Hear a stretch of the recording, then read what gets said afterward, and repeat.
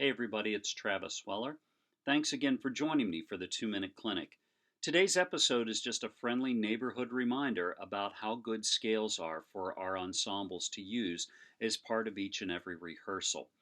Some directors use method books in which scales are embedded, and other directors have tailor made scale sheets for their ensembles based on the relative ability level or perhaps where they want those students to be able to be comfortable playing by the end of the year. As a reminder to all of us, though, scales can do a lot of different things. First of all, long tones are a great thing to help develop that individual sound, develop the section sound, and the ensemble sound. And scales can be a real asset in making sure that we're arriving at that sound that we want to get out of our ensembles.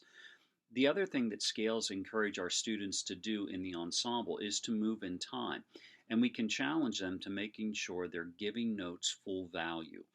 The other thing, if we are experiencing problematic rhythms in the repertoire or a meter that they're not used to perhaps moving in, say something like a 5/4 where it's grouped as a dotted quarter, quarter, quarter, we can simply adopt some rhythms or adopt some time signatures and use scales to help get the ensemble more comfortable in moving in that way. The other thing that scales can allow us to do, we can apply different kinds of articulations and we can encourage them to think very purposely about this is what this articulation should sound like and this is what we should be thinking about. Now let's apply it to this scale. The thing that I love about scales is really its vocabulary. And if we know that we're going to be working within a specific melodic language, we had better have mastery of that vocabulary. And that's where scales ultimately come in. If you're doing March Grandioso, your band had better love chromatic scales. If you're working on something like Andy Boyson's Unraveling, or Unraveling as those in the know, you'd better use some octatonic scales to get the students used to that sound.